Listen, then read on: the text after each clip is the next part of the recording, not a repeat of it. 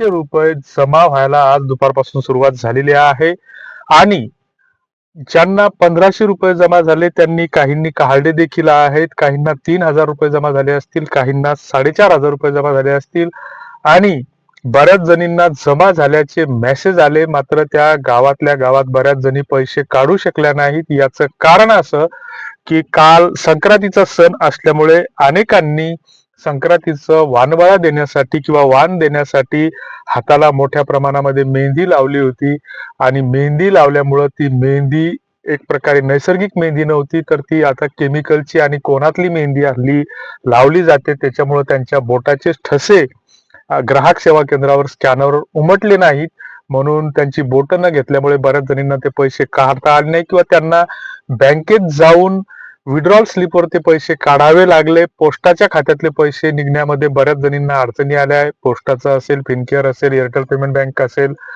किंवा राष्ट्रीयकृत बँकांना जर ते ग्राहक सेवा केंद्राचे खाते असतील तर अशा खात्यांना मग साईन अपडेट नसल्यामुळं, सही नसल्यामुळं त्या ठिकाणी सुद्धा त्यांना सहीचा फॉर्म वेगळा भरून द्यावा लागतो आणि त्यामुळे सुद्धा काहींचे पैसे निघालेले नाहीत.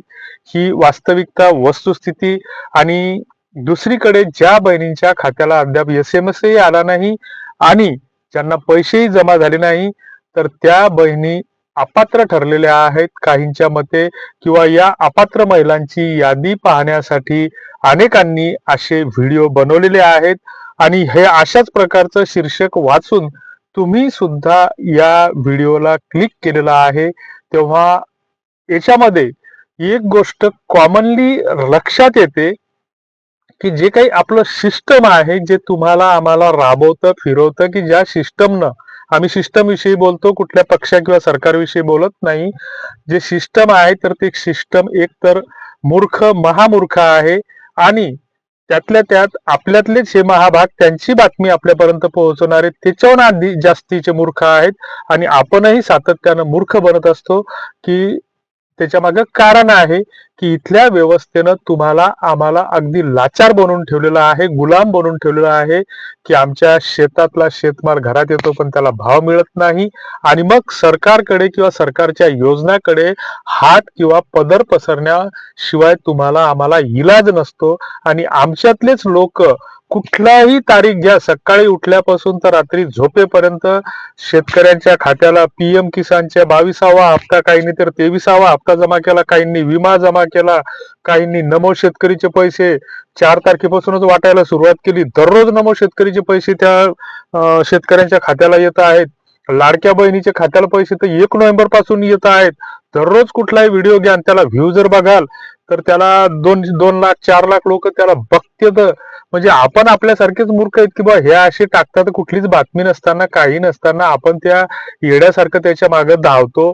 आणि दुसरीकडे जे काही 31 डिसेंबर पासून लाडक्या बहिणीच्या खात्याला पैसे जमा व्हायला जी काही सुरुवात झालेली आहे तर त्याच्यामध्ये सांगितलं जातं की तांत्रिक अडचणी होत्या. दुसऱ्या दिवशी 11 वाजताचा पुन्हा मुहूर्त पाहायला गेला, त्याच्यानंतर काही बहिणीला जमा झाले, पुन्हा 13 जानेवारीला पुन्हा काही बहिणींच्या खात्याला पैसे जमा झाले आणि मग हे जमा होत असताना जवळपास 80% महिलांच्या खात्याला पैसे अद्यापर्यंत जमा झालेले नाहीत. सरकारकडून अशी कुठलीही यादी प्रसिद्ध केलेली नाही.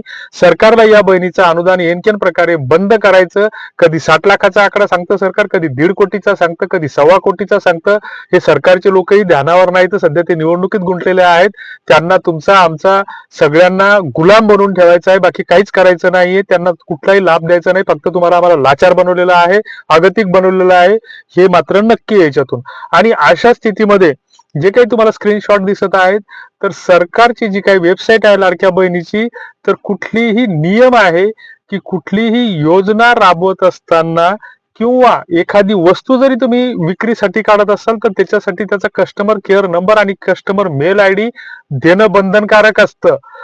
त्याच्याशिवाय तुमचं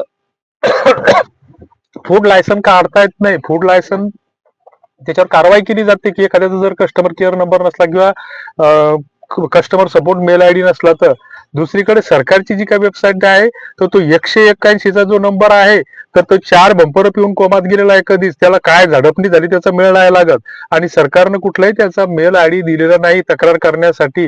किंवा त्याच्यामध्ये जर तुमचं लॉग इन करून तुमचं स्टेटस जर पाहायचं झालं की माझे पैसे नेमके कुठे अडकले तर त्याच्यामध्ये तुमचा मोबाईल नंबर आणि कॅप्चा टाकून ओटीपीच येत नाही. इकून तिकून त्याला न्यू युजर जर क्रिएशन करायचं केलं तर तेही रजिस्ट्रेशन होत नाही, साइन अप होत नाही. आणि हे सगळं होत असताना सरकार फक्त तुम्हाला आम्हाला चुत्या आणि मूर्ख बनवत आहे हे मात्र याच्यातून स्पष्ट होतं.